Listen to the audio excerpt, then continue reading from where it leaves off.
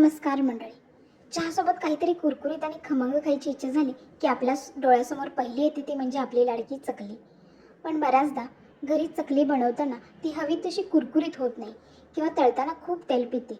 तुमची हीच अडचण दूर करण्यासाठी आज मी घेऊन आले आहे अशा काही खास टिप्स, ज्यामुळे तुमची चकली वर्षभरात कधीही बनवले तरी अजिबात तेलकट होणार नाही आणि बराच वेळ कडक व कुरकुरीत राहील. चला तर मग या सोप्या टिप्स जाणून घेऊयात. पहिली टीप म्हणजे आपल्या चकलीची भाजणी नीट भाजा. डाळी, तांदूळ, जिरे मंद आचेवर छान वास येईपर्यंत भाजून घ्या. भाजणी जितकी नीट भाजली जाते तितकी चकली कुरकुरीत होते. दुसरी टीप, पीठ मळताना 2 चमचे गरम तेल किंवा तूप घातल्याने, त्यालाच आपण मोहन असे म्हणतो, चकली कुरकुरीत होते आणि तळताना जास्त तेल शोषलं जात नाही. तिसरी टीप, पीठ जास्त मऊसर नको. पाणी थोडं थोडं घालून घट्टसर पण मळायला सोपं असं पीठ मळा. मऊ पीठ जास्त तेल शोषतं.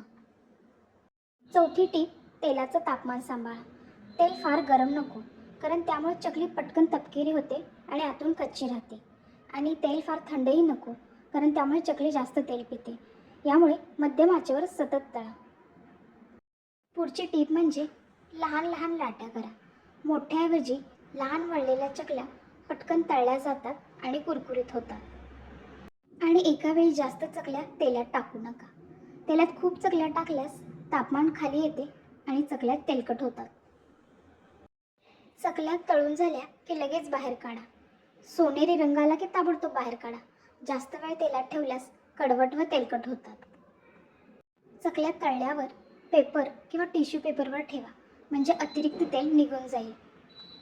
चकल्या थंड झाल्यावरच साठवा. जर गरम असतानाच डब्यात ठेवल्या तर ओलसरपणा येतो. पूर्ण थंड झाल्यावर एअरटाईट डब्यामध्ये ठेवाव्यात.